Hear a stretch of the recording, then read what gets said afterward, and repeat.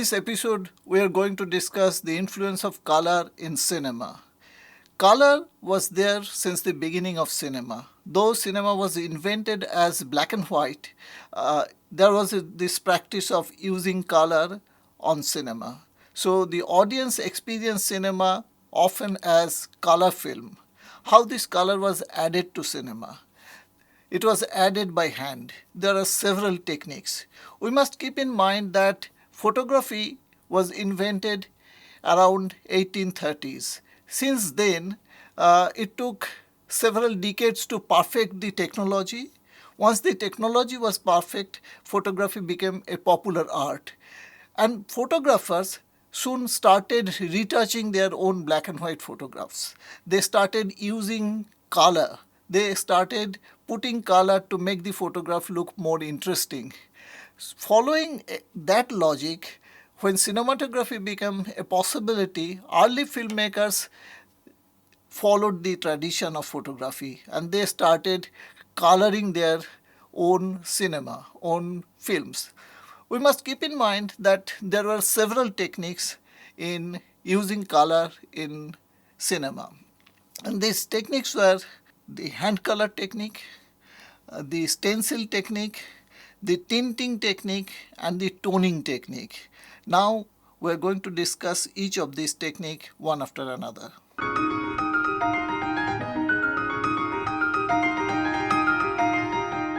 Hand color technique was the earliest technique of using color in cinema. The filmmakers actually used the same process, touching the frame, touching the image with color. The process was labor-intensive process because it required retouching or touching each and every frame of a film. Fortunately, in the silent era, films were of very short length, around 300 or 400 feet long. So it was possible, though very laborious, to touch every frame. So the film production houses employed a number of people to touch every single frame. They would put color, the human body, the dress, the background, the setting, and it will appear as a color film. And this process was very labor intensive and very expensive also. So for the same film, there would be different versions. There would be black and white version and there would be colored version, hand touched color version.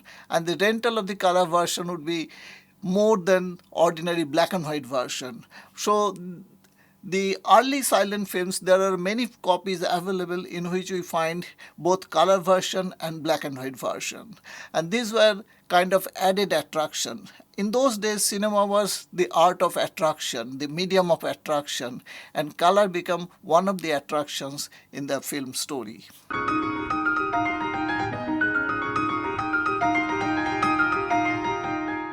The other process that was invented early was the stencil process. Stencil process was more perfect than hand painting process, but nevertheless it was as labor intensive as the hand painting process. The stencil process was invented by the famous French production house called Pathé. Pathé technique was known as Pathé color. They used a glass etching technique to turn the black and white films into color films. Early masterpieces like Birth of a Nation and Intolerance were colored by using this process. And these color versions were very, very successful.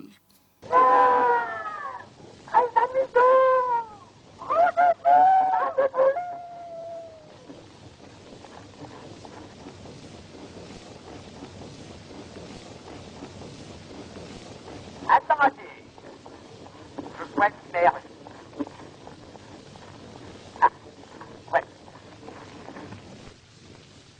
Je jette avec grâce mon feu. Je fais lentement l'abandon du grand manteau qui me calfeutre et je tire mon espadon. Élégant comme Céladon, agile comme Scaramouche, je vous préviens, cher Myrmidon, qu'à la fin de l'envoi, je tire. Vous auriez bien dû rester neutre. Pouvais-je vous larder d'un don dans le flanc? votre malheur, au cœur, sous votre...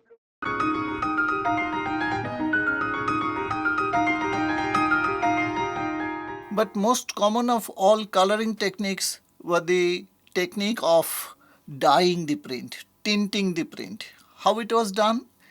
It was a very simple process. The entire shot of the film would be put into a dye to give the shot a kind of overall tone.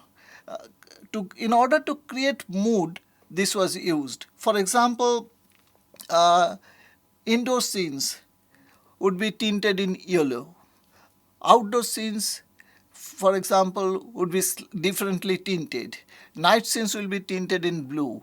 Battle scenes will be tinted in red, or romantic scenes will be tinted in pink. So, using different color dyes and tinting the entire frame would be the best possible process to get this kind of effect on screen. Many early films were actually hand tinted this way. For example, a famous expressionist film, Cabinet of Caligari, was tinted in this way.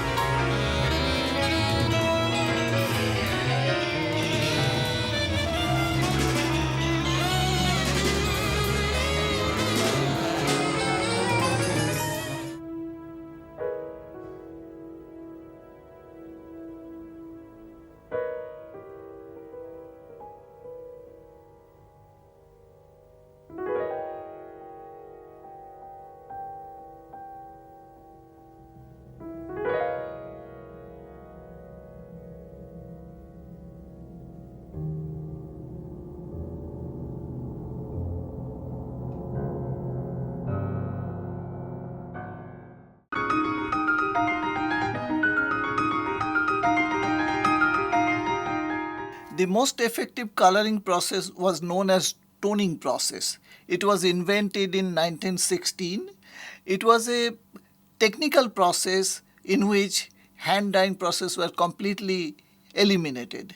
In this process, two strips of black and white film were used in the same camera and a prism dividing the light, distributing the light differently to capture the color. The color dyes were used to put color into the black and white negative, and then it was processed, and then the color film was made. The two strip color process was additive process using dye color as the primary color source. The process was reinvented later in 1930s with three strip film taking care of the three base colors. This color process was known as Technicolor process. The Technicolor Corporation was not a filmmaking corporation, it was an engineering firm. So it started lending its technology and its technicians to film companies, giving them advice how to shoot, how to use color in film. They required to invent a new camera in which three strips of films could be used simultaneously to make three separate negatives for each of the primary colors.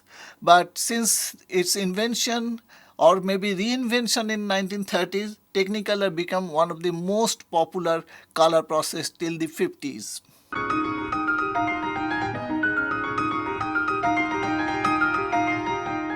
The Technicolor process remained extremely popular throughout the 1930s and 40s.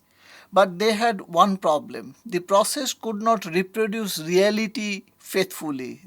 The color process was not very realistic. It suited for fantasy film, for adventure film, for uh, other films, supernatural films. But for realistic film, Technicolor technology was considered not suitable enough, not perfect enough. So people felt the need for a different color process altogether.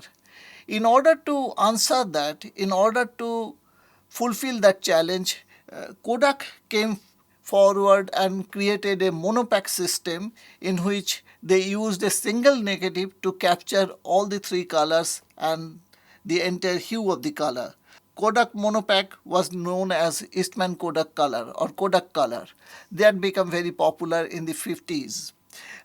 This process later become further improved, and then it became very popular, and gradually it replaced Technicolor altogether.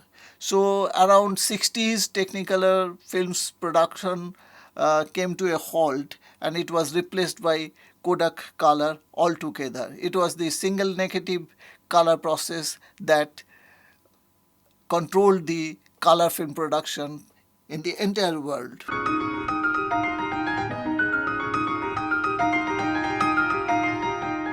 Through trial and error, through practice, filmmakers realized that color can play some very specific roles in their productions, in the films. For example, it can give the movie a certain overall feel or look, by giving the film a specific tone or color. They also realized that color can actually highlight the emotional aspects of the film. It was also realized that color can evoke strong psychological responses in the mind of the audience.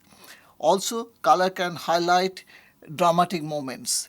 So, these are some of the functions of color that filmmakers realized and experienced through trial and error. The first three-color Technicolor film was called Becky Sharp, made in 1935. Its director was Ruben Mamoulian. Ruben Mamoulian actually thought of a color scheme for this film. In this film, he used color to highlight or indicate the psychology of each character, each major character. Here is the screen as you now know it in its customary shades of black and white. Here it is, flooded with the rich reality of natural color. This specially prepared scene of Miriam Hopkins as Becky Sharp shows her transformed from phantom shadows into the breathless beauty of living color by the greatest achievement in motion pictures since the advent of sound.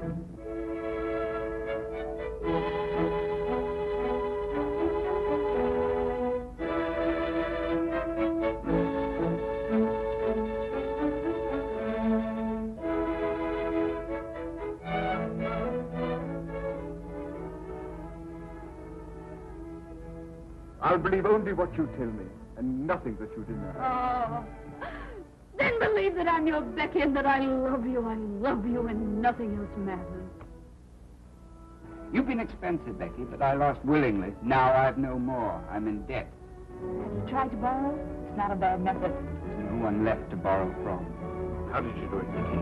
How the devil did you ever catch me fancy if there isn't an ounce of sweetness or goodness about you? That's your secret. Wait! You know, it was Father who shipped me off to India to hunt the blasted packet. I know your dear little sister Amelia told me all about it.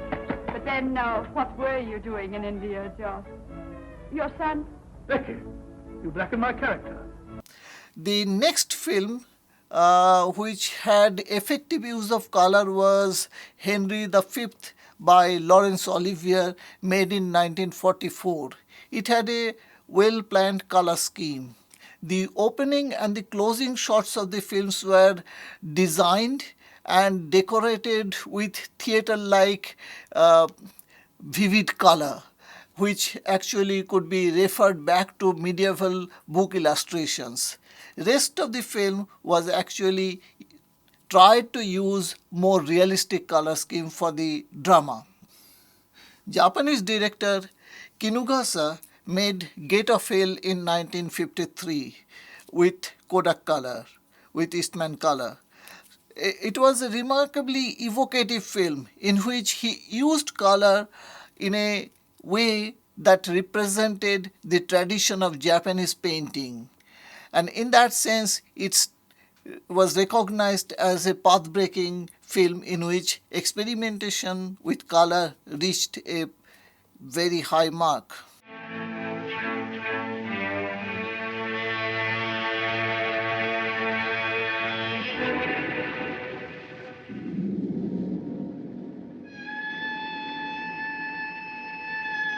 今を去るおよそ800年前、平治元年土のとうとし、時の覇者入道平の清盛、一門を率いて厳島詣の折から、様の神源義朝、上門の神藤原信頼は、後白河院御所三条殿に不意打ちをかけ、政権の転覆を図る。すなわち世に言う平治の乱なり。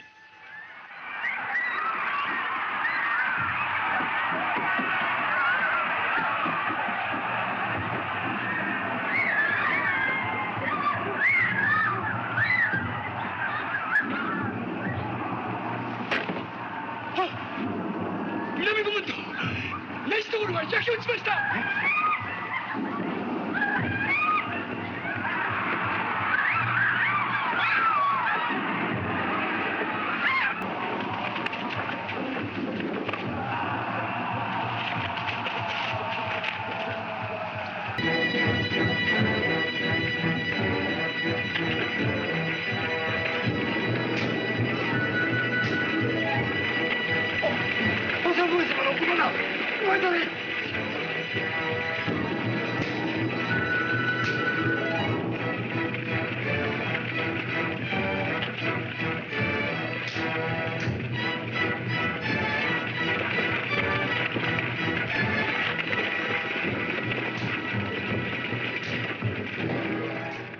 In 1952, John Huston made the film called Moulin Rouge. It was a film set in France in the 19th century. And in that film, John Huston also tried his best to evoke the Impressionist painting tradition into his film. So he referred to the Impressionist paintings and used their color scheme in his own film, creating a kind of historically authentic color scheme for his film. The other example that comes to mind is Red Desert by Antonioni, made in 1964. In this film, Antonioni uses a different color scheme, not very realistic but to some extent surrealistic color scheme, to create the inner psyche of the characters. This film dealt with characters' frustration and alienation. In order to capture that, he felt that he needed a new color scheme to create the milieu. Kubrick's Barry Lyndon, made in 1975, was also another landmark film in which the director experimented with color.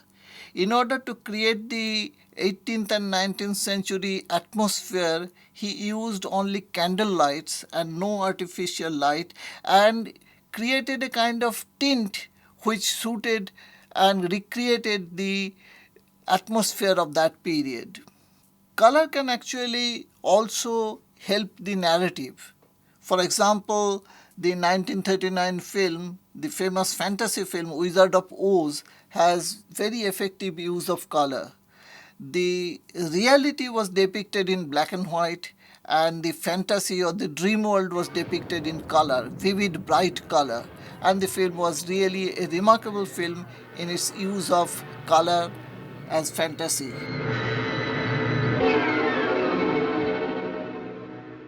In India, Satyajit Ray used color in his famous fantasy film Gupi Gain Bagha Bain. Towards the end of the film, when the two characters clap and the film turns into color. A similar use was seen in Eisenstein's Even the Terrible Part 2. The last dance sequence was shot in vivid Technicolor. Ray used color also very cleverly in his Ashwini Sanket, the film that dealt with the period of famine in 1943. But in this film, the nature looked very colorful, and people often criticize Ray that since the film deals with poverty, how could you really use color so vividly? And Ray's answer was that at that time, this famine was man-made. It was not natural famine. So nature remained beautiful, but the reality of the life of people were actually devastated by the man-made famine. So to create that contrast, Ray used vivid color in a famine story.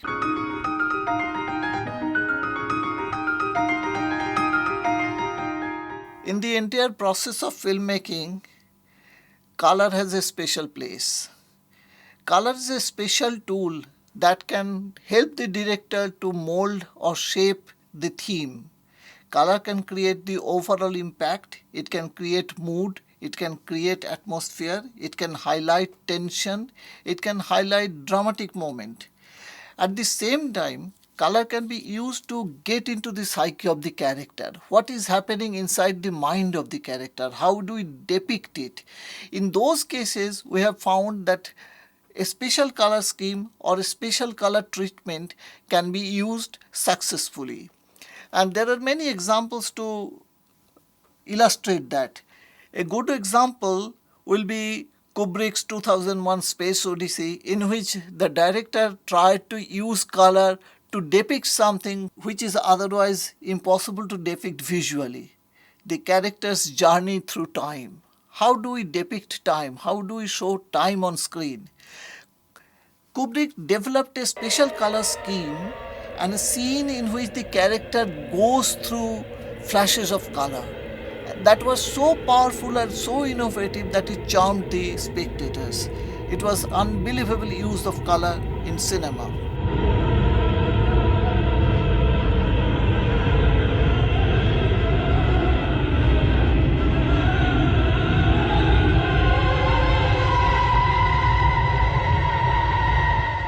Like Kubrick, there are other directors who tried to use color differently, used color innovatively, effectively. The aesthetic use of color in cinema can be very, very remarkable in depicting the invisible as well as the visible, especially when one tries to use color to depict the inner psyche, the inner world, as well as the supernatural or surreal.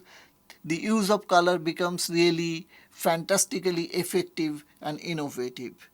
Akira Kurosawa, the famous Japanese director, once compared the screen with the canvas of the artist. He compared the camera with that of the brush of the artist.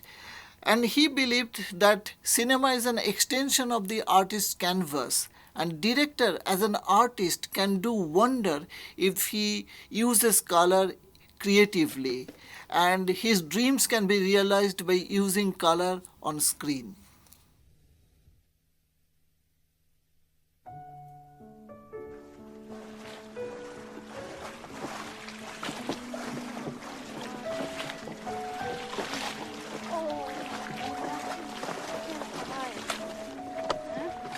Bonjour. Savez-vous où habite Monsieur Van Gogh? Si c'est lui que vous cherchez, Il a passé le pont tout à l'heure. Il est allé par là-bas. Merci.